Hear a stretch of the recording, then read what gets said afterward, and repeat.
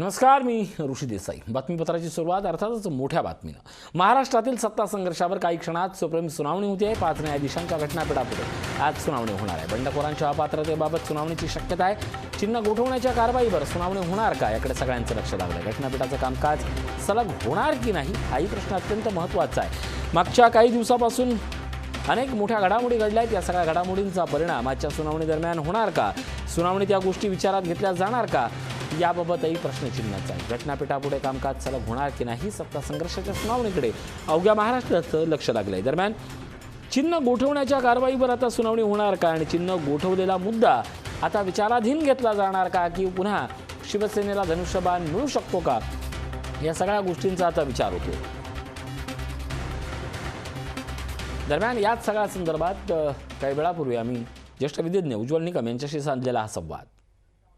16 आमदारांनी त्यांना जे अपात्र करण्यासंदर्भात विधानसभेचे तत्कालीन उपाध्यक्ष नरहरी झिरवाळ यांनी जी नोटीस काढली होती, त्या नोटीसला सर्वोच्च न्यायालयाने यापूर्वी स्थगिती दिली होती आणि स्थगिती देऊन त्यांना 11 जुलैपर्यंत उत्तर देण्याची सवलत देण्यात आली होती. अर्थात या मुदतीमध्ये 16 आमदारांनी त्यांना अपात्र का करू नये या संदर्भात त्यांनी त्यांचा संपूर्ण खुलासा विधिमंडळाच्या सचिवांना दाखल केला होता. आता त्या संदर्भात प्रामुख्याने दोन्ही गटांचं म्हणणं असं आहे, ठाकरे गट आणि शिंदे गट. ठाकरे गटाचं म्हणणं आहे की यांनी उपाध्यक्ष नरहरी झिरवाळ यांनी जी अपात्रची कारवाई सुरू केलेली आहे तिला सर्वोच्च न्यायालयाला रोखता येत नाही. आणि दुसरा मुद्दा त्यांचा असा होता की या 16 आमदारांचं कृत्य त्यांनी असं आपणहून कृत्य केलं आहे की स्वतःहून त्यांनी त्यांच्या राजकीय पदाचा म्हणजेच आमदारकीचा राजीनामा दिलेला आहे. हा मुद्दा ठाकरे गटाकडनं उपस्थित करण्यात आला. याला प्रत्युत्तर देताना शिंदे गटाने देखील असा मुद्दा उपस्थित केला आहे की मूलतः उपाध्यक्ष झिरवाळ यांना आम्हाला अपात्र करण्याचा कोणताही कायदेशीर अधिकार नाही, कारण आम्ही त्यांच्या विरुद्ध अविश्वासाच्या प्रस्तावाची नोटीस बजावलेली आहे. आणि याच्यामुळे ह्या सगळ्या प्रकरणामध्ये व्हीपचा आदेश, त्यानंतर स्पीकरची नेमणूक, याच्यामुळे सर्वोच्च न्यायालयाचे माजी सरन्यायाधीश रमन्ना यांनी हे संपूर्ण प्रकरण घटनापीठाकडे सोपवलं आणि त्याची सुनावणी उद्या 5 सदस्यांपुढे 5 न्यायाधीशांपुढे होईल. प्रामुख्याने यामध्ये मुद्दा 2 असणार आहे. पहिला मुद्दा असा आहे की ह्या 16 आमदारांचं कृत्य असं आहे का की त्यांना व्हॉलेंटरीली त्यांनी अपात्र झालंय असं समजण्यात यावं, असं कृत्य त्यांचं आहे का. कारण असं आहे की आमदारांच्या अपात्रते संदर्भात परिशिष्ट 10 मध्ये अशा 2 स्पष्ट तरतुदी आहेत. क्लॉज 2 मध्ये की स्वतःहून जर त्या आमदारांनी आपल्या पॉलिटिकल पार्टीचा मेंबरशिप सोडून दिली असेल तर ते अपात्र समजण्यात येईल. आणि दुसरा महत्वाचा मुद्दा, जर त्या पॉलिटिकल पार्टीच्या आमदारांनी त्या विधिमंडळात मतदान केलं नसेल किंवा व्हीपच्या आदेशाविरुद्ध मतदान केलं असेल किंवा मतदानाच्या दिवशी गैरहजर राहिलं असेल विदाऊट परवानगीने, तर मात्र त्यांना अपात्र. आता ह्या 2 तरतुदीची व्यतिरिक्त अशी तिसरी कुठलीही तरतूद नाही की त्यांना अपात्र कोणत्या कारणाकरता स्वतःहून व्हॉलेंटरीली सोडलंय हे समजण्याची तरतूद नाही.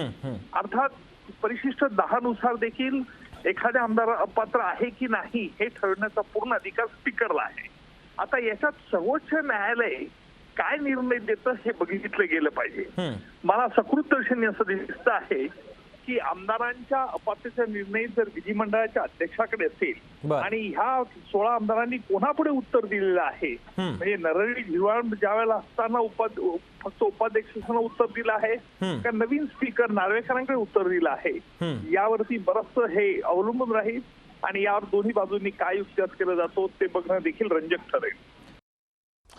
नक्कीच आपण पाहतोय, चिन्ह गोठवण्याच्या कारवाईवर आज सुनावणी होणार का, आमदारांच्या अपात्रतेवर आज सुनावणी होणार का, राज्याच्या सत्ता संघर्षावरची ही सुनावणी अनेक प्रश्नांसोबत केवळ प्रश्न बनवूनच राहणार की आणखीन नव्या उत्तरांना खऱ्या अर्थानं वाचा फोडणार, याबाबत आजचा दिवस अत्यंत महत्त्वाचा मानला जातो. आपल्यासोबत ॲडव्होकेट मंजुनाथ कक्कलमेली सर जोडले जात आहेत. सर, आज पुन्हा सत्ता संघर्षाची सुनावणी होते आहे. मागच्या काही काळात पुला खालून, पुलावरून आणि संपूर्ण पूल गोठवून टाकण्यापर्यंत पाणी गेलेलं आहे. वर्तमानातली परिस्थिती, सुनावणी, काय मतं? कक्कलमेली सर. नाही, नक्कीच ऋषी. नक्कीच ऋषीजी, आपण गेल्या काही हिअरिंग्स पासून सोबत आहोत, सगळ्या हिअरिंग्स बघतो आहोत. अप टू डेट हिअरिंगच्या ज्या काही घडामोडी घडतात, सुप्रीम कोर्टाचं म्हणणं काय येतोय की समोरच्या पक्षांचं, दोन्ही पक्षांचं, दोन्ही बाजूनं काय म्हणणं आहे ते ह्या बाजूवर आपण नजर ठेवून आहोत, ऐकत पण आहोत, इव्हन ऑब्झर्व सुद्धा करत आहोत. तर एकंदर परिस्थिती सध्याची जर पाहता, आता कट थ्रोट कॉम्पिटिशन जसं ज्याला आपण म्हणतो त्या पद्धतीनं प्रत्येक गट हा मी कसा शिवसेना आहे हे प्रूव्ह करण्याच्या पाठीमागे लागलेला आहे. आणि त्या अनुषंगाने आता आजची जी हिअरिंग आहे किंवा ह्या अगोदर ज्या इलेक्शन कमिशनच्या पुढं झालेली आहेत त्या अनुषंगानं आजची हिअरिंग खूप महत्वाची असणार आहे. कारण आज मला वाटतं आजच्या हिअरिंगमध्ये ज्या काही मुद्दे आहेत, म्हणजे दोन्ही गटाच्या बाजूनं, ठाकरे गट आणि शिंदे गटांच्या बाजूनं आपापले मुद्दे कोर्टापुढे, since it is a constitutional बेंचच्या पुढे जेव्हा हिअरिंग स्टार्ट होण्याच्या अगोदर त्यांना आपापले मुद्दे मांडायला सांगतात की तुम्ही कुठल्या मुद्द्यांवर तुमचा मुद्दा मांडण्यासाठी आर्ग्युमेंट करणार आहात. त्या सगळे मुद्दे विशेष करून तुमच्या दोन्ही गटाचे मुद्दे मांडायला सांगतात आणि त्या अनुषंगाने पुढे नोट्स ऑफ आर्ग्युमेंट्स दिले जातील. त्याच्या बेसिसवर पुढे त्यांना आर्ग्युमेंट करावे लागतील. आणि मीन व्हाईल मला वाटतं आज थोडा बहुत इलेक्शन कमिशनचा जो निर्णय झालेला आहे त्याबद्दल जर एखादे इंटरिम अप्लिकेशन जर शिवसेना ठाकरे गटाने जर फाईल केली असेल तर नक्कीच त्याबाबत विचार आजच्या हिअरिंगमध्ये केली जाईल अशी मला वाटते. नक्कीच आपण या संदर्भात बोलणारच आहोत. आपल्यासोबत तुळशीदास भोईटे, राजकीय विश्लेषक आणि ज्येष्ठ पत्रकार जोडले जातात. भोईटे सर, तोच प्रश्न, पुलाखालून पुलावरून पूल गोठवण्या इतपत पाणी गेलेलं आहे. वर्तमानाचा विचार, न्यायालयीन सुनावणी कसं पाहताय? आज सर्वांचं लक्ष या प्रकरणाकडे लागलेलं आहे असं आपण सातत्यानं बोलतो, प्रत्येक वेळी आज हा शब्द वापरतो. मात्र यावेळी ऋषी मला असं वाटतं की खरोखरच लागलेलं आहे. त्याचं कारण आत्ताच यांनी जो उल्लेख केला मंजुनाथजींनी, तो की शिवसेनेचं नाव आणि शिवसेनेचे निशाणे, त्याबद्दल स्वाभाविकच अपेक्षा येते की त्यावर काहीतरी बोललं जाईल. कारण सर्वोच्च न्यायालयाच्या याच घटनापीठानं निवडणूक आयोगाला ही मोकळीक दिली होती. कारण कायद्यातच तशी तरतूद आहे, जो चिन्हविषयक कायदा, त्यात ते निवडणूक आयोगाला घटनात्मक असे अधिकार आहेत.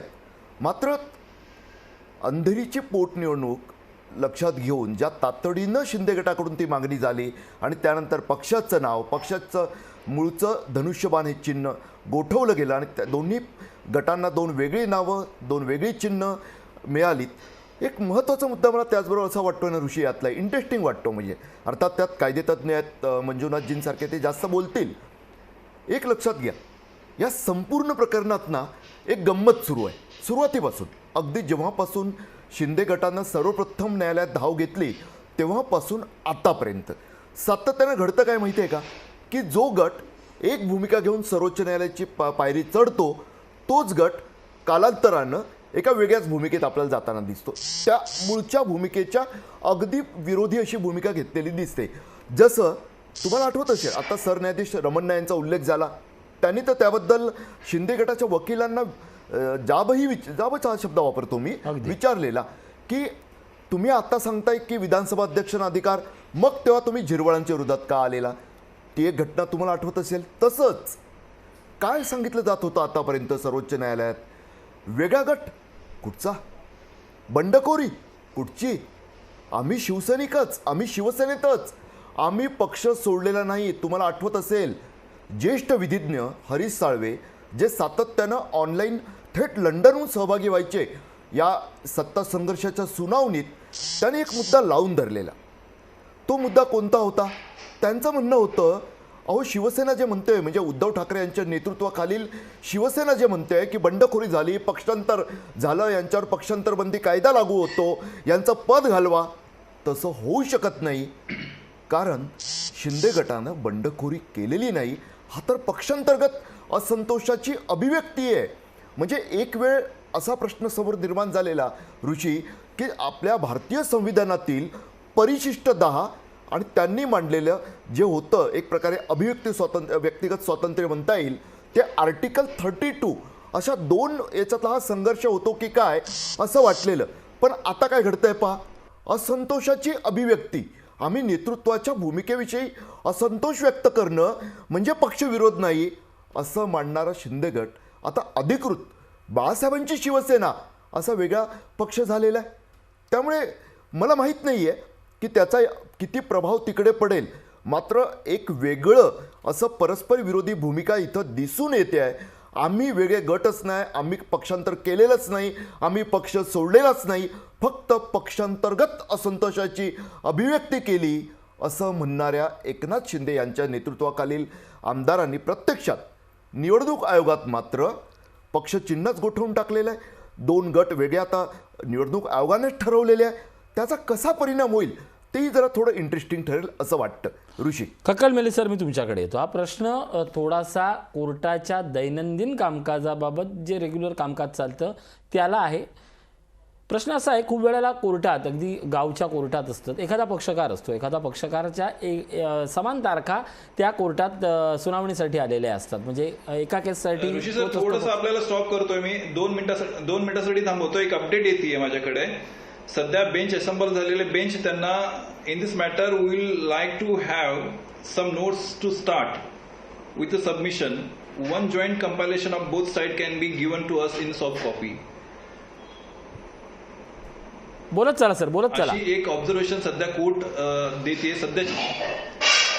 सध्याचं बेंच एक ऑब्झर्वेशन दिलेली आहे. सगळ्या दोन्ही पक्षाला सांगितलेलं आहे, दोन्ही बाजूंना सांगितलेलं आहे की तुमचे जे नोट्स ऑफ आर्ग्युमेंट्स असतील, सबमिशन्स असतील, ते तुम्ही आम्हाला सॉफ्ट कॉपीमध्ये द्या आणि त्याच्यानंतर आपण त्याच्यावर बोलूयात. एक जॉईंट कंपायलेशन दोन्ही मिळून द्यायला आता कोर्ट त्यांना सांगत आहे. सध्या हिअरिंग चालू झालेली आहे आणि त्यानुसार सबमिशन चालू आहे.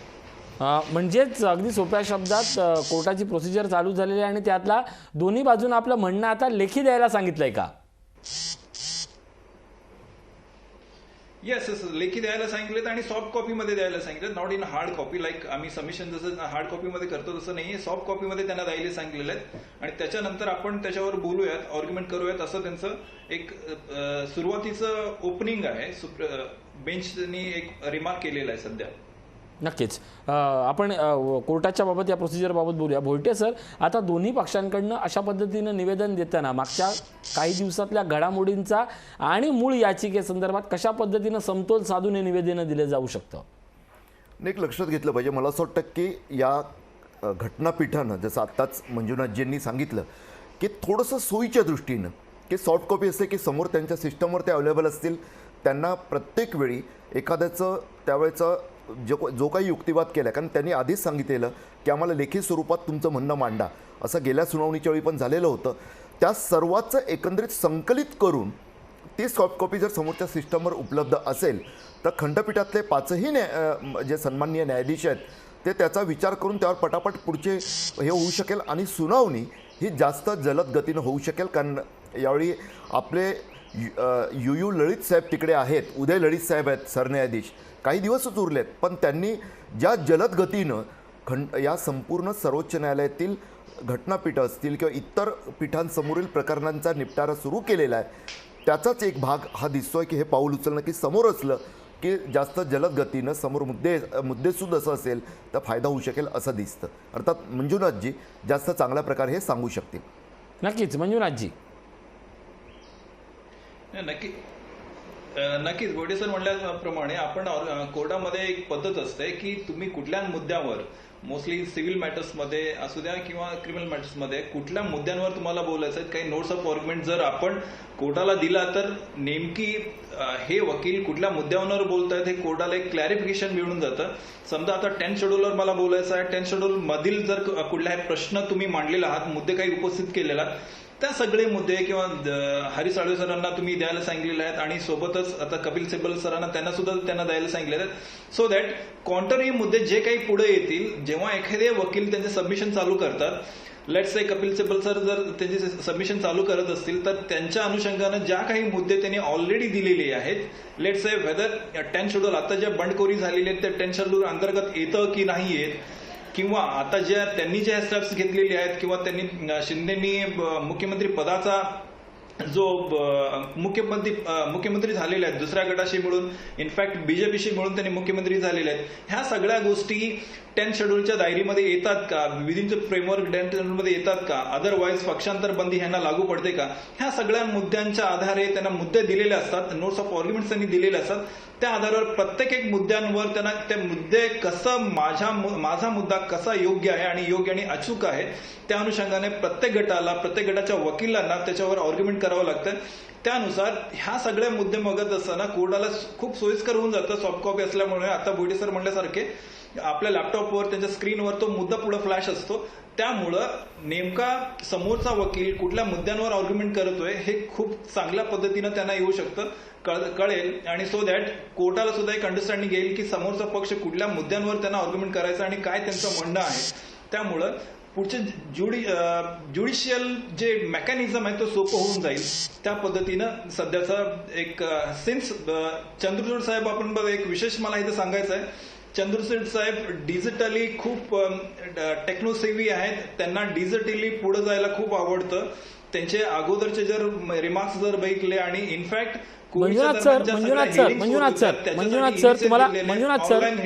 मंजुनाथ सर एक अपडेट पडते आहे 3 वीक संदर्भात एक वाच्यता होते, तो मुद्दा काय आहे नेमका, वेळ देण्यात यावा की वेळ हवाय, नेमकं त्यातलं कायदेशीर भाषा काय सांगते बघा. नाही, 3 वीक्स इन द सेन्स आता हे कंपलेशनसाठी त्यांना 3 वीक्स त्यांनी मागत असतील आणि त्यासाठी आता बेंच समोर 2 ज्युनियर आलेले आहेत. आता सध्याची अपडेट जी आहे बेंच समोर 2 ज्युनियर, दोन्ही साईडचे ज्युनियर आलेले आहेत आणि त्यांच्यासाठी वेगवेगळे 25 मुद्दे लेट्स नॉट असं म्हणलेलं आहे. Ideally let's not have 25 issues, आणि म्हणजे 25 इश्यू पर्यंत असू द्या, त्याच्यापेक्षा पलीकडे जाऊ नये आणि त्या दायरीमध्येच आपण आर्ग्युमेंट करायला हवं. आणि त्याच्यासाठी जी वेळ मागितलेली आहे कौन्सिल 3 वीक ते मागत आहेत, 3 आठवडे त्याच्यासाठी मागत आहेत. जे नोट्स ऑफ आर्ग्युमेंट त्यांना द्यायचे, सबमिशन्स द्यायचे, इश्यूज फ्रेम करायचे, इश्यू सबमिशन्स करायचे, त्याच्यासाठी 3 आठवड्याची वेळ त्यांनी मागत आहेत. लेट अस से पुढचं अपडेट काय येतील त्याच्यावर आपण नक्कीच, म्हणजे आता टेक्निकल मुद्दा हा येतो ज्या पद्धतीने आपण म्हणतो की लेखी निवेदन प्राप्त झाल्यानंतर इश्यू फ्रेमिंगसाठी जो वेळ आहे, कारण ही अपरिहार्यता आहे किंवा किंबहुना याला वेळच लागतो इश्यू फ्रेमिंगसाठी, या इश्यू फ्रेमिंगसाठी कदाचित 3 आठवड्यानंतरची तारीख मिळू शकते. नक्कीच. आता हे बघा, प्रोसिजर आपण थोडंसं समजून घेऊयात. आता जर समजा कोर्टाने त्यांना 3 आठवड्याची वेळ दिली तर 3 आठवड्याच्या दरम्यान त्यांनी त्यांचे जे इश्यूज आहेत ते सगळे त्यांना सबमिट करावे लागतील आणि देअर आफ्टर कोर्ट आता ह्यांनी दिलेल्या इश्यूंवर कोर्ट एक इश्यू फ्रेम करेल आणि त्या इश्यूच्या बेसिसवर पुढे आर्ग्युमेंट चालतील. आणि मला वाटतं हे सबमिशन केल्यानंतर पुढच्या हिअरिंगमध्ये ज्या काही मुद्दे ते मांडले जातील त्याच्या अनुषंगाने पुढे हिअरिंग शेड्यूल जातील आणि सुनावणीची एक वेगळी फ्रेमवर्क केली जाईल आणि त्या अनुषंगाने पुढे हिअरिंग पुढे जाईल. नक्कीच बोलते सर तुमच्याकडे येतो, कारण आता हा मुद्दा कोर्टासमोर आहे, त्याचं काम चालू आहे, त्याच्या अर्थात वकिलांच्या आर्ग्युमेंटनंतर आपण आपली भूमिका सांगू. मुद्दा हा आहे की या इश्यू फ्रेमिंगच्या बाबतीत असेल किंवा मुद्द्याच्या बाबतीत असेल, आता मात्र कुठलाही निर्णय समोर येताना कुठल्याही पक्षात जाऊ दे पण तो का आला हे फ्रेम करणं, निर्णय करणं हे जास्त महत्त्वाचं आहे. आणि किंबहुना लोकांना उत्सुकता आता निर्णयापेक्षा निर्णय कुठल्या ग्राउंडवर देण्यात येतोय त्याची आहे, त्याच्यासाठी इश्यू फ्रेमिंग देखील अत्यंत महत्त्वाचं असणार आहे का. नक्कीच. मला मगाशी मी एक उल्लेख केला की उदय ललित साहेब तिथं सरन्यायाधीश झाल्यापासून त्यांनी ज्या जलदगती न्यायदान प्रक्रियेचा सारखंच ते हट्ट धरतात, आग्रह धरतात आहे, त्याचंच एक इकडे मला प्रतिबिंब दिसतं मगाशी जे म्हटलं मी. कारण आता पहा 3 आठवडे स्वाभाविकच, म्हणजे आपण तारखांवर तारखा असं जे म्हणतो तसं वाटू शकतं काहींना, मात्र वारंवार वेगवेगळे मुद्दे नवे मुद्दे काढत जर कोणी चर्चा करत असेल तर त्यापेक्षा ठराविक मुद्दे आणि पुन्हा मंजुनाथ सर काय अपडेट आहे का. हो, एक अपडेट येते. आता कोर्टाने 4 आठवड्याची वेळ दिलेली आहे दोन्ही बाजूंना. त्याच्यामध्ये म्हटलेलं आहे की दोन्ही बाजूकडून एक joint compilation, return compilation file करतील. सोबतच त्यांनी त्यांना जे न्यायनिवाडे आहेत सुप्रीम कोर्टाच्या अगोदर दिलेले जे प्रेसिडेंट्स असतील, अथॉरिटीज असतील, ते सुद्धा त्यांनी फाईल करतील. त्यासोबतच डॉक्युमेंटरी मटेरियल जे काही असेल ते कॉमनली एक इंडेक्स करून ऍक्सेस करून त्यांना फाईल करायची आहे.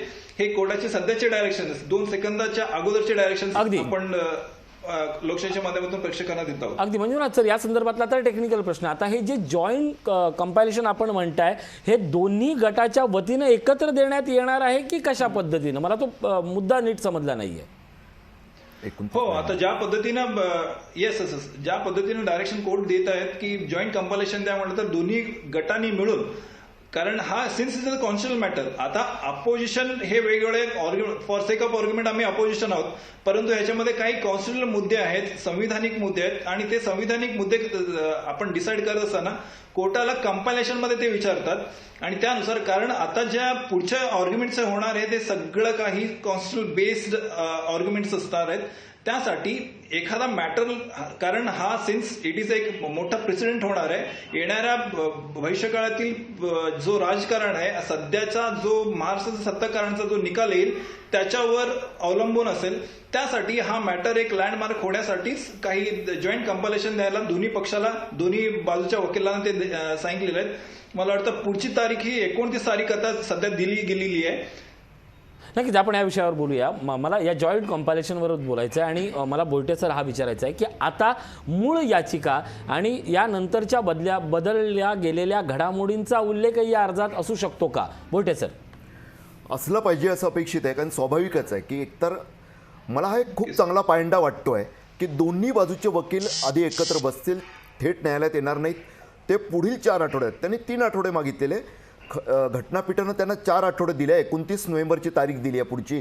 तर त्या तारखेच्या आधी त्यांना आपले काही समान मुद्दे जमवावे लागतील. जसं कॉमन मिनिमम प्रोग्राम म्हणतो आपण राजकारणात, शब्द वापरतो, तसं कॉमन मिनिमम अजेंडा त्यांना एक ठरवावा लागेल आणि त्यातले मुद्दे हे खूप जास्तही असू नयेत, अगदी 25 वगैरे असू नयेत, असं सुद्धा घटनापीठानं त्यांना एक प्रकारे एक मर्यादा आखून दिलेली, एक सीमा आखून दिलेली आहे. त्यामुळे महत्त्वाचे मुद्दे ज्याच्यावर युक्तिवाद झाला पाहिजे, तसंच त्याआधीचे ज्या रेफरन्सच्या केसेस असतील, इतर काही दाखले त्यांना द्यायचे असतील, इतर काही समजा आता महाराष्ट्र विधिमंडळाचे काही नियम असतील, त्या सर्वाचं डॉक्युमेंटसुद्धा, लेखी पुरावेसुद्धा त्यांना या आपल्या यादीसोबत जोडायचे आहेत. त्यामुळे घडेल काय की एक तर दोन्ही बाजू व्यवस्थित प्रिपेअर. नक्कीच नक्कीच नक्कीच नक्कीच मी येतोय बातमीवर. एक मोठी बातमी वाचतोय, या क्षणाची सगळ्यात मोठी बातमी बघा. सत्ता संघर्षावर आता 4 आठवड्यानं सुनावणी होणार आहे. 29 नोव्हेंबरला राज्यातील सत्ता संघर्षावर पुढील सुनावणी होणार आहे. या क्षणाची मोठी बातमी. सुप्रीम कोर्टाकडून दोन्ही गटांना 4 आठवड्याचा वेळ देण्यात आलेला आहे. ही बातमी आपण पाहणारच आहोत. मी कक्कलमेली सरांकडे जातो. कक्कलमेली सर, तुम्ही ज्या सहजतेनं किंवा कोर्टानं ज्या सहजतेनं जॉईंट कंपायलेशन हा शब्द वापरला, हे शक्य आहे असं होतं का? आणि असं होत असलेलं प्रकार या अगोदर जरी झाला असला तरी राजकीय पक्षांकडनं हे तुम्हाला तेवढं सहज वाटतं का? कारण 29 नोव्हेंबरपर्यंत दोन्ही गटाने एकत्र येऊन आम्हाला या विषयावर एकत्र बोलायचं आहे असं होऊ शकतं का? अगदी टेक्निकल प्रश्न विचारतोय मी. ऋषी सर, नक्कीच मला थोडंसं एक बॅकग्राऊंड आपल्याला सांगतोय. आपण जेव्हा हा प्रश्न जेव्हा सुप्रीम कोर्ट हाताळतोय, मी मगाशी सुद्धा म्हणत होतो, कारण सिन्स इट इज हा मॅटर एक कॉन्स्टिट्युशनल मॅटर आहे, एक संविधानिक प्रश्न पुढे आलेला एक कॉन्स्टिट्युशनल मॅटर आहे. जरी समजा जॉईंट कंपायलेशन जरी दिले तरी मी माझे मुद्दे मांडणार, समोरचे वकील त्यांचे मुद्दे मांडणार. फक्त काय होणार आहे, कंपायलेशन दोघांनी मिळून द्यायचे. मुद्दे काय आहेत? आता एक कपिल सिब्बल म्हणतील की ह्यांनी ज्या 16 आमदारांनी ज्या काही घटना केलेल्या आहेत, ज्या काही घडामोडी केलेल्या आहेत, ते त्या शेड्यूलमध्ये पडेल आणि त्या विरोधात त्यांनी म्हणतील की साळुसर म्हणतील की ह्यांनी ज्या काही केलेल्या आहेत ते नाही, दॅट इज डिसेंट्री आहेत आणि इंटर पार्टी डेमोक्रेसी आहे. त्या पद्धतीनं ह्या ज्या काही, जरी समजा जॉईंट कंपायलेशन जरी असला तरी मुद्दे वेगवेगळे असतात, आपापले मुद्दे विरोधी मुद्देच असणार आहेत आणि ते मुद्दे मी माझ्या पद्धतीने, ते त्यांच्या पद्धतीने देतील. फक्त कंपायलेशन हे दोघांनी मिळून फॉर सेक ऑफ एक इझीनेस, प्रोसिडिंगमध्ये एक इझीनेस येण्यासाठी, मेकॅनिझम, ज्युडिशियल मेकॅनिझम प्रोसिजर सोपं करण्यासाठी ही कंपायलेशन करण्यास त्यांनी सांगितलेले आहे. त्या अनुषंगाने जेव्हा केव्हा आम्ही आर्ग्युमेंटला थांबणार आहेत त्यावेळी दोन्ही पक्ष वेगवेगळ्या आर्ग्युमेंट्स असणार आहेत, त्यांनी त्यांची बाजूच मांडणार आहेत, त्यांनी त्यांचीच बाजू मांडणार. असं नाही होणार आहे की दोघांनी मिळून एकाच मुद्द्यावर एकाच बाजूने आर्ग्युमेंट ते नक्कीच नाही करणार आहेत. परंतु आता हे for the sake of understanding, for the sake of court proceeding joint compilation देणं त्यांना भाग आहे. नक्कीच आपली भूमिका, मला असं वाटतं या सगळ्यात आपली भूमिका आपण कागदावर मांडणं हा यातला मुद्दा असू शकतो. मी भोईटे सरांकडे आता राजकीय प्रश्न घेऊन जातो. भोईटे सर, जो वारंवार प्रश्न विचारतोय, मूळ याचिकेनंतर न्यायालयानं दिलेला जैसे ते परिस्थिती ठेवावे संदर्भात किंवा स्टेटस को ठेवावा म्हणून वेगवेगळ्या पद्धतीनं सांगितलेले इशारे, त्या इशाऱ्यांना स्वतःच्या सोयीनुसार त्याचा घेतलेल्या राजकीय पक्षाने अर्थ, त्यातनं वाढत गेलेले संभ्रम, या सगळ्या गोष्टी आता कुठंतरी त्या पक्षांच्या वतीनं आता ग्राउंडवर येणार आहेत, कागदावर येणार आहेत. मुद्दा हा आहे, राजकीय प्रश्न आहे, या पुढच्या 4 आठवड्यात हे सरकार असंच राहील असं वाटतं आपल्याला? ऋषा, प्रश्न असा आहे ना की आता काही वेळानंतर बच्चू कडू अमरावतीत काय बोलतात त्यावरही आहे. म्हणजे ते काय ते म्हणतात तसे 10 आमदार त्यांच्यासोबत, 8 आमदार त्यांच्यासोबत, असं असेलच असं नाही. राजकारण आहे, दावे प्रतिदावे होतात. एकीकडे ते बाहेर येऊन बोलले कार्यकर्त्यांशी बोलावं, मात्र त्यांचा मुख्यमंत्री एकनाथ शिंदे आणि उपमुख्यमंत्री देवेंद्र फडणवीस यांच्यासोबतचा हसरा फोटोसुद्धा आपण पाहिलेला आहे. अगदी. त्यामुळे खूप काही घडू शकतं, बिघडू शकतं. मात्र सत्तेत असलेला पक्ष किंवा सत्तेत असलेली बाळासाहेबांची शिवसेना आणि भाजपा या 2 पक्षांची युती, त्या युतीच्या विरोधात जाण्याचं पाऊल सध्या त्यांना समर्थन देणारे उचलतीलच असं नाही. त्याचं कारण आपल्या सर्वांना ठाऊक आहे. सध्यासुद्धा मुंबईत जे सुरू आहे, आत्ताच काही वेळापूर्वी आपण पाहत होतो की माजी महापौर किशोरी पेडणेकर त्यांच्याविषयी जे सुरू, आजची 1 तारीख आहे, भाजपाचे नेते किरीट सोमय्या यांनी SRA घोटाळ्याचा जो आरोप केला आहे पेडणेकरांवर, त्यातल्या पोलीस चौकशीची ही तारीख आहे. त्यामुळे स्वाभाविकच जे काही बाहेरसुद्धा घडतं, राजकारणाच्या परिघाबाहेरसुद्धा घडतं, त्याचासुद्धा परिणाम हा महाराष्ट्रातल्या राजकारणावर होतो. महाराष्ट्रातल्याच नाही, खरं तर आता देशातल्यासुद्धा राजकारणावर त्या प्रकारचे परिणाम होताना दिसतात. आणि त्यातून काय घडेल, काय बिघडेल, हे आत्ताच ठामपणे सांगणं खूपच अवघड आहे. नक्कीच तुम्ही म्हणता त्या प्रश्नातली खोच जी आहे की असंतोष दिसतोय, उघडपणे लोक बोलायला लागलेत. आमच्या जळगावकडे पाहिलं तर गुलाबरावांच्या विरोधात चिमनराव, जे जुनं तसं राजकीय वैर एकाच पक्षात असूनसुद्धा चिमनरावांना सातत्यानं वाटतं की गुलाबराव एवढ्या मोठ्यानं बोलत असतात की त्यांच्या आवाजात आपला आवाजच कुणी ऐकत नाही, एकदम आपण लहान होऊन जातो. आतासुद्धा तो वाद उफाळताना दिसतोय तिथं. म्हणजे आश्चर्यच वाटेल, हे दोघं एकत्र बंडाच्या भूमिकेत गेले तेव्हा. तसंच इतर ठिकाणीसुद्धा स्थानिक पातळीवर जसं सातत्यानं संजय शिरसाटांचा अधूनमधून एक स्वाभिमान उफाळून येत असतो, अनेकदा इतर काही राजकीय नेते जे बोलत असतात, परस्पर विरोधी इतरसुद्धा आहेत. अगदी. त्यामुळे स्वाभाविक अनेक प्रश्नांसाठी हे 4 आठवडे लिहायला, बोलायला आणि करायला खूप महत्त्वाचे आहेत. मंजुनाथ सरांकडे जातो. मंजुनाथ सर, या पुढच्या काळामध्ये, आणि जो माझा प्रश्न सातत्यानं आहे की कोर्टानं सांगितलेल्या भूमिका त्यानंतर बदलाचा, कारण कसं असतं खूप वेळेला दावा याचिका करताना असलेली परिस्थिती आणि त्या परिस्थितीत म्हणजे ज्या पद्धतीने आपण म्हणतो की पुराव्यात बदल करू नये किंवा त्या परिस्थितीत बदल करू नये, पण 360 अंशात जूनची परिस्थिती आज नक्की नाही आहे. म्हणजे ज्या धनुष्यबाणासाठी भांडायचं, ज्या पक्षासाठी भांडायचं, तो पक्षच नाही आहे, तो धनुष्यबाणाचं नाही आहे, आमदारांवर आता गेले तर जाऊ दे, अशा प्रकारची राजकीय भूमिका असताना या सगळ्या परिस्थितीचा, या मनस्थितीचा ऑन रेकॉर्ड ज्यावेळी वस्तुस्थिती म्हणून विचार येतो, त्यावेळी मूळ याचिकेत, याचिकाकर्त्यांच्या मागणीत आणि हा डिले या सगळ्यातनं होतोय हे जाणवून याचा न्यायालयीन कारभारावर काही परिणाम जाणवतो का किंवा जाणवेल का? नाही, नक्कीच ऋषीजी, जसं आपण येस नक्कीच. कारण आता हे बघा, जून पासून ह्या सगळ्या प्रोसिडिंग चालू आहेत, हे जून सगून ह्या सगळ्या अपडेट्स किंवा घडामोडी सगळ्या चालवल्या आहेत. त्यामुळं आता मीन व्हाईल सर्वात मोठी घडामोडी म्हणावं लागलं तर चिन्हाबाबतचा निर्णय इलेक्शन कमिशनचा, even though that is interim जरी असला तरी सध्या शिवसेनाचं चिन्ह गोडलं गेलेलं आहे आणि दोन्ही गटाला वेगवेगळं चिन्ह दिलेली आहे. आणि त्या अनुषंगानं सुद्धा ज्या काही नवीन अपडेट येतील आणि मीन व्हाईल सुद्धा, समजा मीन व्हाईल सुद्धा एखाद्या आमदारांचं कृत्य जरी त्यांनी म्हणत असेल, तर शिंदेगडांचे आमदार जर म्हणत असतील की समजा ना आम्ही पक्षांतर केली नाहीये, पक्षाच्या विरोधात नाहीयेत, मीन व्हाईल आता जे त्यांचे वेगवेगळे स्टेटमेंट्स येत आहेत, जरी समजा त्याच्यामधली जरी एखादी स्टेटमेंट पक्षाच्या विरोधात असेल, शिवसेना पक्षाच्याच विरोधात असेल, तरी सुद्धा त्याचा मटेरियल म्हणून ते एखाद्या वेळा न्यायालयाच्या पुढे आणू शकतील किंवा त्याच्यामध्ये त्यांच्या आपल्या इव्हन आता सिव्हिलमध्ये प्रोसिडिंग आपल्याला सुद्धा माहिती आहे, सिव्हिलमध्ये प्रोसिडिंग आहे की अमेंडमेंट सुद्धा त्यांनी करू शकतात की आम्हाला काही नवीन एक अपडेट आमच्याकडे आलेली आहे, सो दॅट त्यांनी आम्ही नवीन एक अपडेट अमेंडमेंट करू इच्छितो आणि त्या अमेंडमेंटनुसार परत एकदा त्याच्यामध्ये नवीन इश्यूज सुद्धा फ्रेम ते करू शकतात आणि त्या अनुषंगाने परत आर्ग्युमेंट्स किंवा त्या बेसिसवर त्यांना आर्ग्युमेंट सुद्धा पुढे घेता येतील. इनफॅक्ट आता जे आपण जे म्हणलेलं आहे की जून पासून आतापर्यंत ज्या घडामोडी घडलेल्या आहेत त्याच्यासाठी सुद्धा सुप्रीम कोर्टाला इतके पॉवर्स आहेत, ते पूर्वलक्षी एखादा ऑर्डर इम्प्लिमेंट करू शकतं. समजा एखादा डिसिजन समजा मुख्यमंत्री झाले असेल तरी मुख्यमंत्रीच्या पदावरून खाली उतरण्याची ताकद ही सुप्रीम कोर्टामध्ये असल्यामुळं सुप्रीम कोर्ट त्याबद्दल जास्त विचार करत नाही. पुढे जो येणारा निर्णय आहे तो निर्णय कुठल्या पद्धतीने लागायला हवा आणि त्यांच्या आर्ग्युमेंट्स काय, ह्यांच्या आर्ग्युमेंट्स काय, त्या दोन्ही आर्ग्युमेंट्स मधून कॉन्स्टिट्युशनल इश्यू काय आणि त्या इश्यू मधून कुठला इश्यू खरा आहे आणि वास्तववादी आहे, त्या अनुषंगाने निर्णय देणं अपेक्षित करणं सुप्रीम कोर्टाचं काम असणार आहे आणि त्या पद्धतीने सुप्रीम कोर्ट करेल असं मला वाटतं. नक्कीच. राजकीय प्रश्नांसाठी भोईटे सरांकडे येतो. भोईटे सर, ही न्यायालयीन भूमिका आपल्यासाठी सगळ्यांसाठी महत्त्वाची होती. म्हणजे आपल्या मनातला न्याय आपल्याला हवा आहे यापेक्षाही जास्त न्याय जो खरा आहे किंवा न्याय ज्या पद्धतीनं आता समोर येणार आहे तो आपण स्वीकारण्याचं जे धैर्य आहे ते शिवसेनेनंही घेतलं आहे, बाळासाहेबांच्या शिवसेनेनंही घेतलं आणि आपणही घेतलो. ही सगळी आपण हा शब्द मी डायरेक्ट इंडिकेट का करतोय माहिती आहे का? आपण माध्यमातले आहोत. आपण इतरांपासून किंवा राजकीय घटनेपासून स्वतःला वेगळं नाही ठेवू शकत. भूमिका सांगावी लागते, भूमिका मांडावी लागते. पण इथं असलेली भूमिका सांगून ती का सांगितली गेली आहे हेही आपल्याला मांडावं लागतं. शब्दाचा हा जरी भाग असला तरी भोईटे सर, पुन्हा प्रश्न आत निर्माण होतो. बदललेल्या सगळ्या राजकीय परिस्थितीचा, बदललेल्या न्यायालयीन निर्णयाचा या पुढच्या राजकारणात फार काही फरक होईल असं वाटतं का?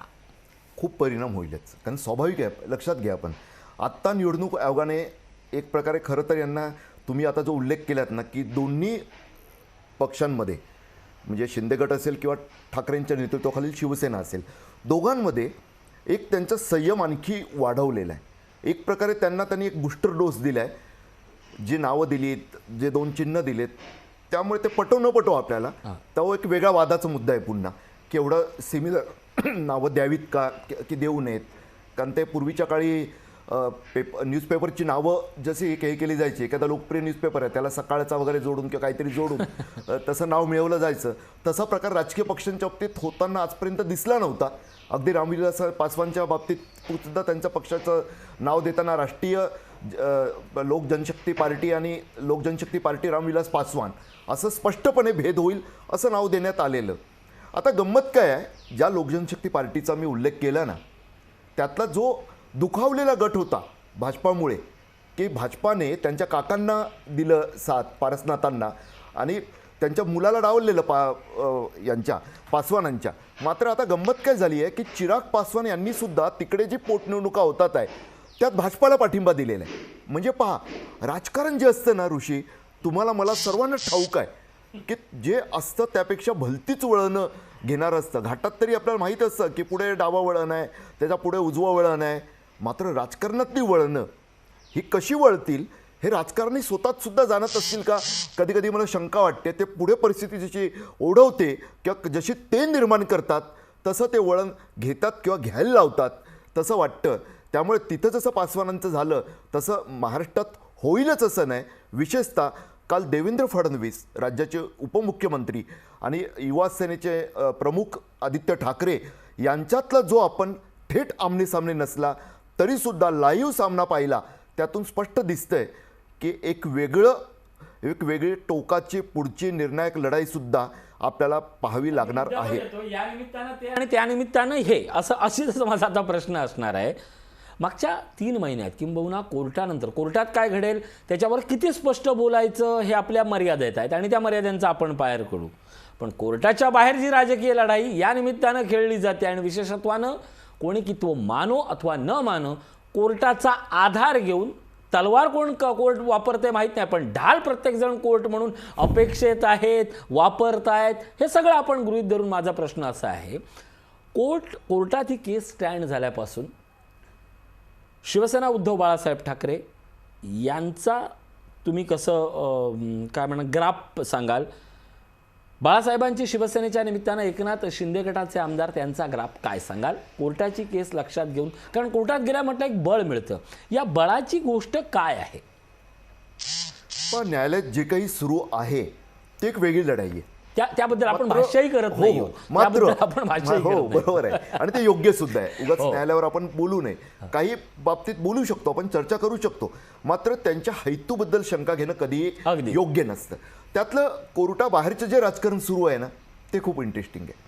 म्हणजे मला तर असं वाटतं की उद्धव ठाकरेंच्या बाबतीत मी अनेकदा लोक असं एक त्यांची एक प्रतिमा आहे आणि ती प्रतिमा निर्माण सुद्धा केली जाते. एक ब्रँडिंग आवश्यक असतं की एकदम साधासुधा माणूस, तुमच्या माझ्यासारखा मध्यमवर्गीय, कोणाच्या जास्त वाईटावर नसलेला वगैरे, अशी एक साध्या माणसाची, आपल्यातल्या माणसाची प्रतिमा विशेषतः ते मुख्यमंत्री झाल्यापासून तर जास्तच समोर आणली गेली. मात्र शेवटी ते राजकारणात मी अनेकदा म्हणत असतो की त्यांच्यात मला बाळासाहेब ठाकरे आणि शरद पवार यांचं एक कॉम्बिनेशन दिसतं त्यांच्या संपूर्ण राजकारणात. म्हणजे 30 जूनच्या त्या बंडानंतरच्या संपूर्ण याचा जर आपण अभ्यास केला 20 जूनच्या नंतरचा, तर त्यात आपल्या लक्षात येईल की उद्धव बाळासाहेब ठाकरे यांनी जी पावलं उचलली, ज्या पद्धतीनं त्यांनी शिवसैनिकांना आधीच तयार करून घेतलं. काय होतं, धक्का बसला असता की नाव जात आहे शिवसेनेचं, स्वतःचं पक्षचिन्ह जात आहे.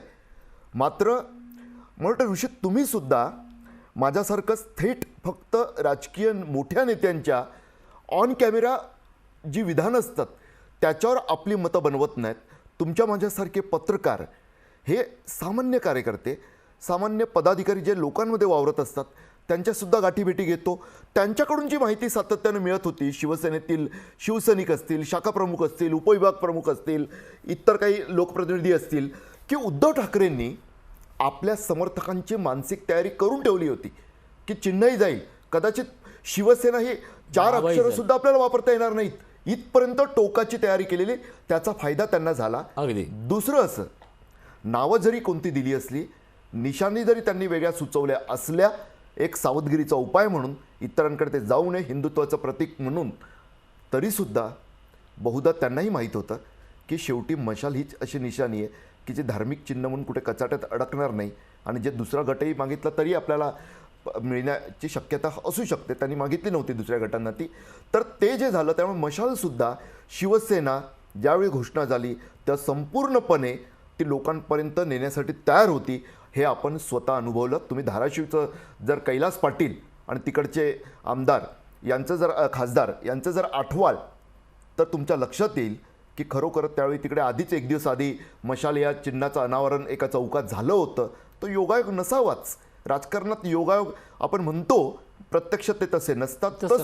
तसंच ज्या पद्धतीनं त्यांनी त्यानंतर अगदी सुषमा अंधारेंसारखी एक कार्यकर्ती की जिचं आणि हिंदुत्वाचं की शिवसेनेचं वाकडंच अगदी जहाल भाषेत त्यांनी ठाकरेंवर सुद्धा टीका केलेली. मात्र एका वेगळ्या समीकरणात त्या जेव्हा सोबत आल्यात त्यांनी सोबत घेतलं. त्यांना ठाऊक आहे की कशा पद्धतीनं कोणत्या व्यक्तीला कुठं उपयोगात आणायचं. त्याचबरोबर भास्कर जाधव यांच्यासारखा अगदी मुलूक मैदानी नेता त्यांना नेतेपद बनवून बळ दिलं, त्यांना पुढे आणलं. हे जे सारं घडताना दिसतंय ना, त्यातून लक्षात येतं की उद्धव ठाकरेंची पुढची रणनीती आणि सर्वात महत्त्वाचं, वारंवार टीका होत होती. अगदी घर कोंबडा असा शब्द वापरून त्यांना हिनवलं गेलं तरी सुद्धा आता लक्षात येतंय. विशेषतः पुन्हा मी कालच्या पत्रकार परिषदेचा आदित्य ठाकरेंचा उल्लेख करेल की देवेंद्र फडणवीस हे मुरब्बी नेते आहेत. खूप चांगल्या पद्धतीनं, जोरदार पद्धतीनं त्यांनी महाविकास आघाडीच दोषी आहे असं एक चित्र उभं केलेलं. स्पष्ट बोलतो. अगदी त्या क्षणापर्यंत असं वाटलं की आता मवी आकडे याचं उत्तर नसेल, एवढी त्यांची मुलूक मैदान तोप त्या दिवशी. म्हणजे विधानसभेत ज्यावेळी त्यांनी चिप दाखवली होती आणि पुरावे आणले होते मागच्या अधिवेशनात विरोधी पक्षनेते म्हणून, त्यानंतरची आजची बॅटिंग, त्यांची कालची बॅटिंग ही होती. बरोबर. ते ज्या पेन ड्राईव्हचा तुम्ही उल्लेख केला, तो पेन ड्राईव्ह म्हणजे एक प्रकारे महाविकास आघाडीच्या काळात जो गैरव्यवहार सुद्धा सुरू होता, हे मान्य करावं लागेलच. त्याचं त्यांना पूर्णपणे उघडं पुराव्यानिशी पाडलेलं, हे नाकारता येत नाही. मुद्द्यावर पुन्हा येतो.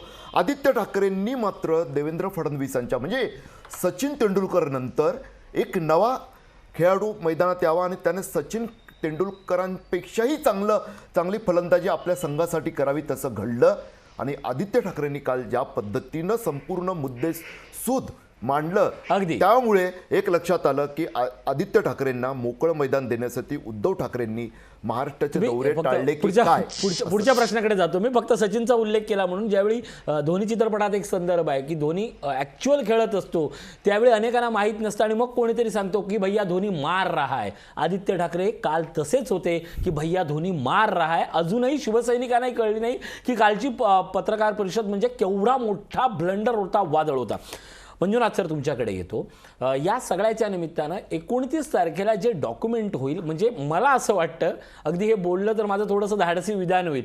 कोर्टानं आता सांगितलंय की आता तुम्ही नेमके कोण आहात, आजपर्यंत काय आहात आणि काय हवंय ते थेट मांडा. कोर्टानं आता दोन्ही बाजूला बरोबर सिस्टमॅटिक त्या एका कन्स्ट्रक्टिव्ह रचनेत आणलंय.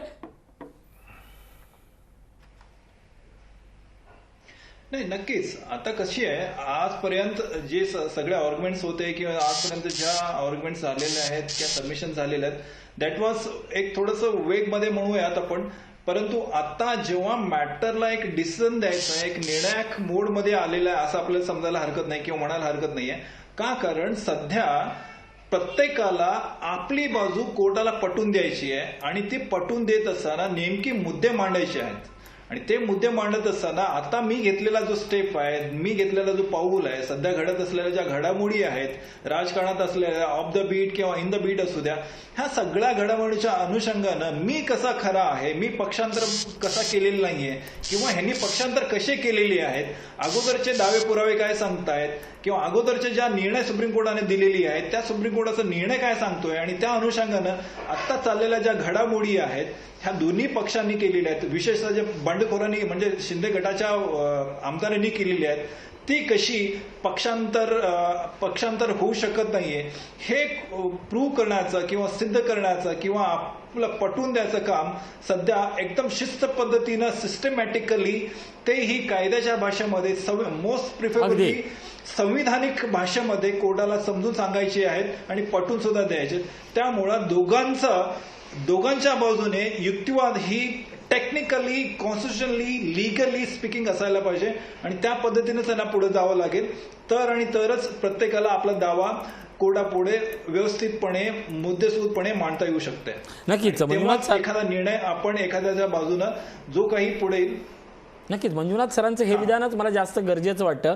आणि बोईटे सर या निमित्तानं या दोन्ही गटांकडनं अर्थात ते कोर्टात गेले आहेत आणि आपण त्यांची कोर्टातली भूमिका पाहतोय, स्पष्टपणे पाहतोय आणि त्यातलं काय दोघांचंही सत्य आणि तथ्य आहे हेही आपण जाणतो.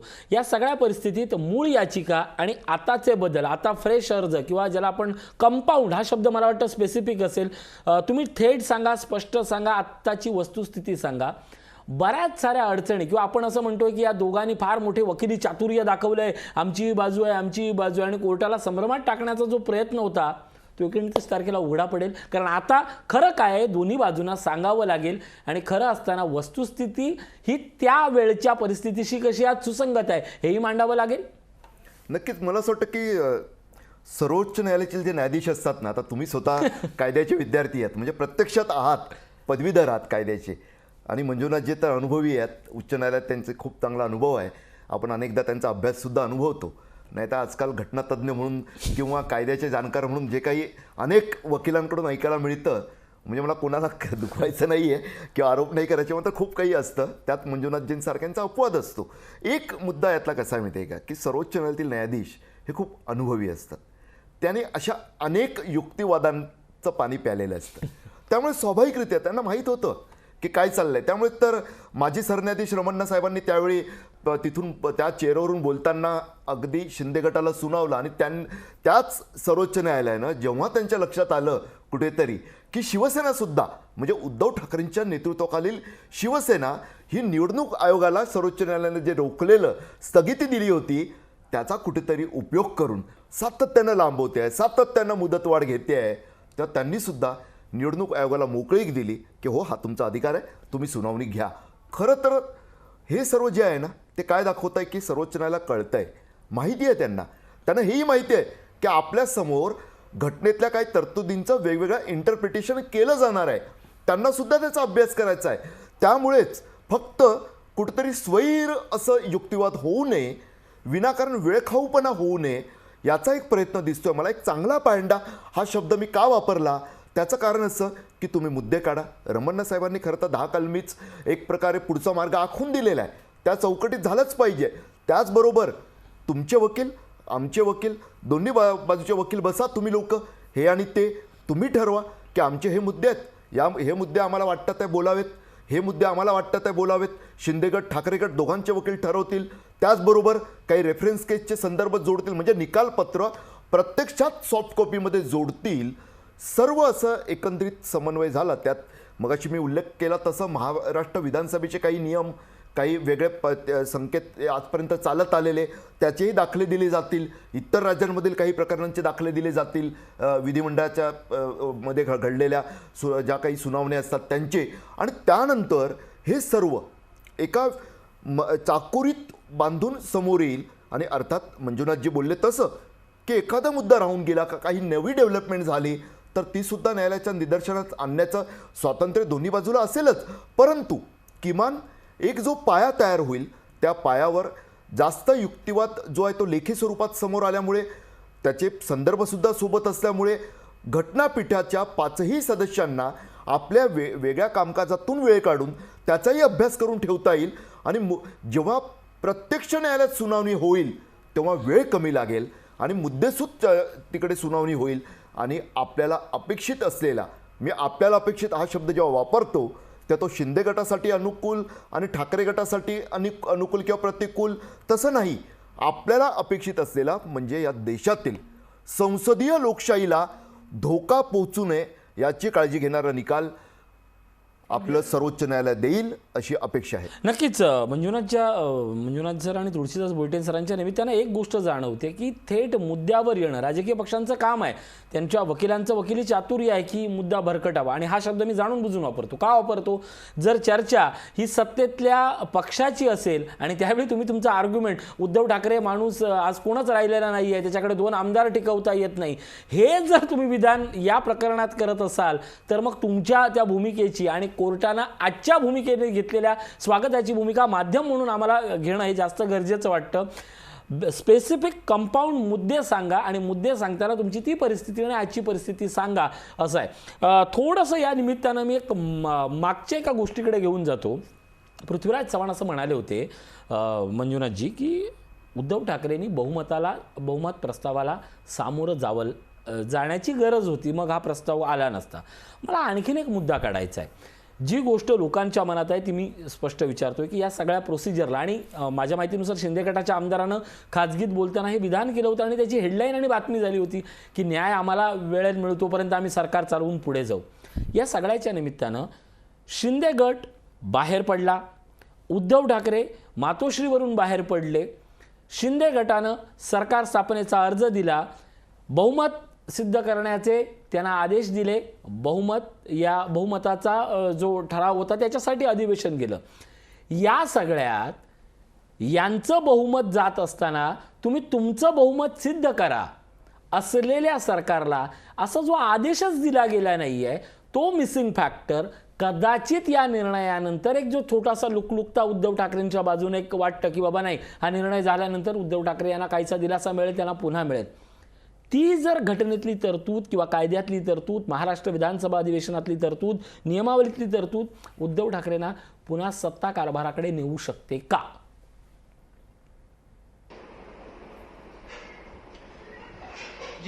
नक्कीच आपण ह्या अनुषंगाने एक केस लॉ मी परत एकदा आपला नमूद करा म्हणतो. आपण वेळोवेळी ह्या सुनावणीच्या दरम्यान त्याबद्दल बोलत असतो.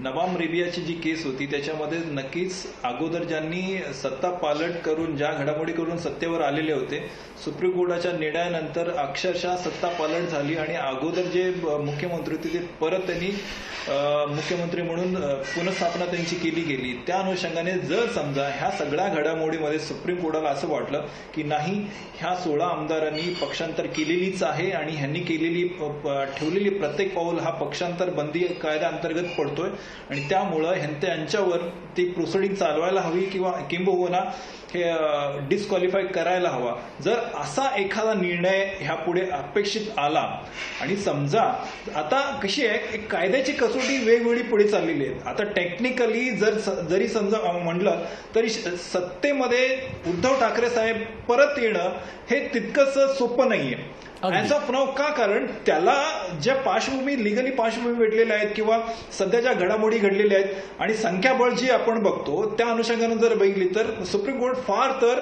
आता ज्या हे घडलेले आहेत किंवा डिस्क्वालिफिकेशन ज्या होत आहेत, जे आमदार पुढे आलेले आहेत, ज्यांचा जो प्रश्न आहे, आता सुप्रीम कोर्टाला फक्त काय असतं, अधिकार कुठले येतात, सुप्रीम कोर्टापुढे आपण कुठला प्रश्न घेऊन जातो त्या अनुषंगाने त्यांना उत्तर द्यायचं असतो, त्या अनुषंगाने त्यांना एखादा निकाल द्यायचा असतो. आणि त्या अनुषंगाने जेव्हा सध्या जो खूप महत्वाचा प्रश्न पुढे आलेला आहे तो म्हणजे 16 आमदारांचा एक अपात्रतेचा प्रश्न. जर समजा सुप्रीम कोर्टाने एखाद्या वेळा त्या पद्धतीने निर्णय जरी दिला तरी काही संख्याबळाच्या अनुषंगानं सध्याचं सिद्धे सरकार तसंच राहू शकतं. परंतु सत्ता पालट करणं आणि ज्या अनुषंगानं नबाम रेवियाचा केस झालेला होता त्या अनुषंगानं जर संख्याबळ पुनश्च एकदा जर ठाकरे गटांकडे अर्थातच उद्धव ठाकरे साहेबांकडे जर येईल तर त्यावेळी नक्की एखाद्या वेळा उद्धव ठाकरे साहेब मुख्यमंत्री होतील किंवा होऊ शकतील ह्याबद्दल आपण बोलू शकतो. परंतु त्या अनुषंगाने तो रेशो मला वाटतं खूप कमी असा पुढे येतो. कारण सध्याचं संख्याबळ आणि एकंदर जी परिस्थिती पुढे येते ते बघितले तर थोडंसं वेगळं वातावरण आपल्याला पुढे येऊ शकतं असं वाटतं. नक्कीच. अगदी मी पुन्हा एकदा या माध्यम म्हणून क्लिअर करतो की उद्धव ठाकरेच सत्तेत यावे, त्यांच्या कुठल्या शक्यता आहेत हा आपला भांडण्याचा मुद्दा असू शकत नाही. पण माझा एका गोष्टीवर विश्वास आहे, आज या सगळ्याच्या बाबतीत न्याय डिले किंवा हे गोष्टी 5 वर्षात खरं तर व्हायला पाहिजे. स्पष्टपणे बोलतो, या गोष्टी खरं तर 5 वर्षातच व्हायला पाहिजे, आत्ताच्या आत्ता निकाल लागला पाहिजे असं ज्यांना वाटतं. आणि ज्यांना या सगळ्याबद्दल जे दूर होतात न्यायालयीन यंत्रणेपासून त्यांना मी फक्त एका कोर्टाची आठवण करून देते. देवाचं कोर्ट त्याची अजिबात आठवण करून देणार नाही आहे. ते कोर्ट आहे जिल्हा ग्राहक मंच, ज्या न्यायालयात खरं तर कधीच पोलीस नसतात, ज्या न्यायालयाचा कोणाला धाकही नसतो, पण त्याची किंमत जबरी असते आणि सामान्य माणसाच्या 1 रुपयासाठी हजारो आणि लाखो कोटी द्यावे लागतात. ही न्यायालय आणि कोर्टाची ताकद आहे. मी बोलते सर तुमच्याकडे येतो, हे जाणून बाजून उल्लेख केला म्हणजे आपण पत्रकार आहोत, आपल्याला कळतंय लोकांचा निराशेचा सूर आहे आणि तो निराशेचा सूर असणं खूप वाईट असतो. तो राजकीय भूमिकेबद्दल नेहमी ठरवला जातो. पण या सगळ्याच्या निमित्तानं जो काही होईल निर्णय तो कशा पद्धतीनं बळकट होत चालला आहे हे डे 1 पासून बघतोय. म्हणजे अगदी सातत्यानं आपण ब्लेम नाही करू शकत किंवा हे नाही करू शकत. प्रत्येक पाऊल दणकट टाकलं जातं, प्रत्येक पाऊल लोकांची तुमचे पुरावे दणकट करा म्हणून सांगणारं ठरते. तुमचं काय निरीक्षण आहे? निरीक्षण हा शब्द मी स्पेसिफिक म्हणतोय, हेतू नाही. मला असं वाटतं की जे काही घडताना दिसतंय बाहेर, म्हणजे मगाशी आपण त्यावर बोललोच की शिवसेना आणि बाळासाहेबांची शिवसेना, यात आपल्याला एक लक्षात घेतलं पाहिजे की फक्त थांबवतो, तुम्ही बाळासाहेबांच्या शिवसेनेचा ग्राफ मला सांगितला नाही, मला तो सुरुवातीला सांगा. ते लक्षात आल्यामुळेच मी त्यावर आलो खरं तर, की आधी मी त्यावरच बोलणार आहे. एक मान्य करावं लागेल की मुख्यमंत्री पदाचा कार्यभार हाती घेतल्यानंतर एकनाथ शिंदे ज्या पद्धतीनं काम करतात आहे, म्हणजे ते कामासाठीच, म्हणजे त्यांचे विरोधकसुद्धा अगदी आता शिवसेनेतील बंडखोरी केल्यानंतर त्यांच्यावर प्रेम करणारा एक वर्गसुद्धा त्यांच्यापासून दुरावला. अगदी राजन विचारेंसारखा त्यांचा मित्रसुद्धा, जुना मित्रसुद्धा त्यांच्यापासून दुरावला. मात्र तो वर्गसुद्धा हे सांगतो की एकनाथ शिंदे हे कामासाठीच ओळखले जायचे. आतासुद्धा विशेषतः मुख्यमंत्री झाल्यानंतर एकनाथ शिंदे यांनी स्वतःची जी प्रतिमा, मी मगाशीसुद्धा उद्धव ठाकरेंच्या बाबतीत प्रतिमा हा शब्द वापरलेला हे लक्षात घ्या, जी प्रतिमा त्यांच्याकडून सातत्यानं लोकांसमोर मांडण्याचा प्रयत्न होतो आहे ती प्रतिमा आहे काम करणारा मुख्यमंत्री, सातत्यानं काम करणारा मुख्यमंत्री, झंझावाती निर्णय घेणारा मुख्यमंत्री. अर्थात एकीकडे प्रतिमा निर्मितीचा त्यांचा हा प्रयत्न, दुसरीकडे त्यांच्यासोबत जे आलेले आहेत ना त्यांच्या बाबतीत मात्र खूप आक्षेप घेण्यासारखी परिस्थिती आहे. तिथं मात्र त्यांच्या पायात बेड्या अडकल्यासारखं वाटतं. म्हणजे तुम्ही विचार करा ना, रवी राणा किती हो आमदार? 1. बच्चू कडू किती हो आमदार? 2. 3 आमदारांसाठी राज्याचे मुख्यमंत्री एकनाथ शिंदे 3 आणि तास उपमुख्यमंत्री देवेंद्र फडणवीस यांना 3 तास. हो कोण आहे? कधी कधी असं वाटतं सत्ता वगैरे ठीक आहे, मात्र बच्चू कडू यांची भूमिका, रवी राणा यांची भूमिका हे सर्व ठीक आहे. मात्र वाईट शब्द वापरायचा झाला तर 3 आमदारांच्या बळावर जर या राज्यातल्या सर्वोच्च पदावरच्या 2 माणसांना नाचवलं जात असेल, त्यांचा वेळ खाल्ला जात असेल, तर कुठेतरी हे राजकारण. सर, तुम्ही आक्रमक झालात म्हणून मला एक प्रश्न विचारायचा आणि सातत्यानं ही भूमिका स्पेशल रिपोर्ट देखील लोकशाहीने यावर केला होता. एकनाथ शिंदे कर्तबगार मंत्री होते, ते मुख्यमंत्री म्हणून आहेत, त्यांचा कामाचा झंझावात, त्यांच्या जीआरचा फायदा हा मान्य करावाच लागेल. ते तो करतो, ते केलं जातात, ते सगळं दिसतं आपल्याला, त्यांच्याकडून होतं हे दिसतं आपल्याला.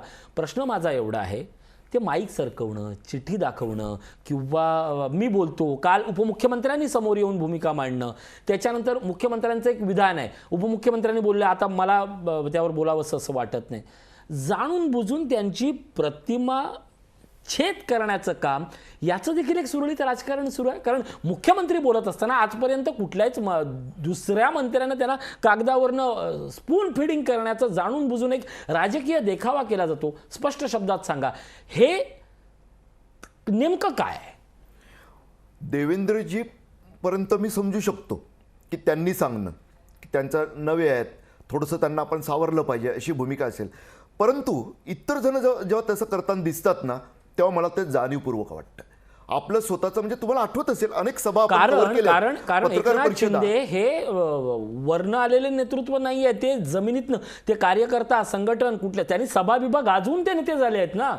आणि मुळात कसं आहे माहिती आहे का, अनेकदा आपण पत्रकार परिषदा किंवा सभांमध्ये काय पाहतो, काही एक ठराविक कार्यकर्ता वर्ग किंवा नेता वर्ग ना प्रत्येक गावात असतो. तुम्ही आठवा, तुमच्या कोकणात आहे, खानदेशात आहे, मराठवाड्यात आहे, विदर्भात आहे, आपल्या मुंबईत सुद्धा आहे. कुठचा जाहीर कार्यक्रम जो टीव्हीवर लाईव्ह दिसतोय किंवा न दिसतोय, पण लोक समोर हजारो आहेत, कोणीतरी असं एक असतं ना, हळूच जातं आणि प्रमुख लोकांच्या कानात काहीतरी सांगतंय. कधीतरी तर असंही सांगत असेल, समोर ती बाटली तुमच्याकडे ठेवली हा पाण्याची, एवढं क्षुल्लक काहीतरी असेल, पण तोच फोटो, तोच व्हिडिओ दाखवत आपली किंमत साहेबांची वाढवायचा. कार्यकर्त्यांसोबत बोलतानाचा फोटो, तशा मीम्स आहेत, व्हायरल आहेत. म्हणजे घडतं असं. आणि कसं आहे होतं, त्यांचाही स्वार्थ असतो ना, त्यांनाही आपली मार्केट व्हॅल्यू वाढवायची असते. हे गिरीश महाजनबद्दल नाही बोलत मी, तसं वाटू शकतं. मात्र लक्षात घ्या, आता कालचा जो मुद्दा आहे, मला असं वाटतं की देवेंद्र फडणवीसांनी पत्रकार परिषद घेऊन त्यांच्या शैलीमध्ये ती सर्व मांडणी करणं हे आवश्यक होतं. कारण एकनाथ शिंदेंच्या बाबतीत थोडंसं एक जे जाणवतं, मला असं वाटतं, अनेकदा मी म्हणजे मला वाटतं लोकशाहीवर सुद्धा बोललेलो, इतर काही चर्चांमध्ये सुद्धा बोललेलो आहे, आपण विधानसभेतलं त्यांचं भाषण ऐकलेलं, ते मोकळं ढोकळं बोलतात ना. नाही, स्पष्टपणे ते सांगतो. चांगलं. सर मला इथे इच्छेत द्या, इथे मला उद्धव ठाकरेंची एक कमी वाटते आणि तीच एकनाथ शिंदेची कमी वाटते. कायद्याचं टेक्निकल शब्दात तुम्ही बोलला तरच तुम्ही लोकांना हिरो वाटता. म्हणजे जे अजितदादा बोलतात आणि आदित्य ठाकरे हा चेहरा या निमित्तानं आला. स्पेसिफिक कायदेशीर पॉईंटशीर कंपाऊंड तुमचं भाषण नसणं, ही म्हणजे किती वेळ तुम्ही भावनात्मक बोलणार, आणि ती तुमचं वकील म्हणून नाही ना होऊ शकत. बोलतेच मुद्देसूद, म्हणजे तुम्हाला जे म्हणायचं आहे, मुद्देसूद, मुद्द्यांना धरून आणि काही मुद्द्यांचा समोर वास्तव मांडत बोललंच पाहिजे, त्यात काही शंका नाही आहे. परंतु अनेकदा घडतं असं ना की प्रत्येक बाहेर बोलणारा माणूस वक्ता हा सभागृहातला चांगला वक्ता असेलच असं नसतं.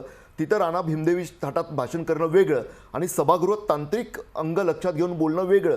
तसाच हा फरक आहे अगदी. हा फरक आहे, की तो थोडंसं जाणवतोय. शेवटी काही मर्यादा. आणि दुसरं अगदी. सर्वात महत्त्वाचं, हा. आपल्याला एक मनमोकळेपणानं मान्य केलं पाहिजे की एकनाथ शिंदे हे 50 आमदारांचे त्यातलंही शंका आहे. म्हणजे आता काल देवेंद्र फडणवीसांनी तर बच्चू कडूंचा सर्वात मोठा गेम केला असं मला वाटतं की त्यांनी आतापर्यंत नैतिकतेचे जे पडदे समोर घेतलेले, त्यातला सर्वात मोठा त्यांचं जे होतं की विकासासाठी वगैरे वगैरे, त्यांनी स्पष्टपणे सांगून टाकलं. आपल्याला पण वाटत होतं उगाचच बच्चू कडू किती मोठे, त्यांच्या पक्षात पक्ष विलीन होऊ शकतो वगैरे वगैरे, आपण अनेकांनी बातम्या रंगवलेल्या.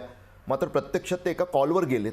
हे काल देवेंद्रजींनी त्यांना चारित्र्याचं प्रमाणपत्र देताना उघड करून टाकलेलं आहे. त्यामुळे स्वाभाविकरित्या एकनाथ शिंदेंसोबत प्रत्यक्षातले स्वतःचे आमदार किती, हा एक वेगळा प्रश्न त्यामुळे निर्माण झालेला आहे. आणि मग अशा मुख्यमंत्र्यांनी जर इतर सोबतच्या मजबूत पक्षाचं, त्यांच्या शब्दात सांगायचं तर महाशक्तीच्या नेत्यांचं काही ऐकलं तर गैर कसं म्हणता येईल. अर्थात एकीकडे झंझावती कारभार, दुसरीकडे मात्र महाराष्ट्रावर सातत्यानं होणारा केंद्राकडूनचा अन्याय हा भाग आहेच.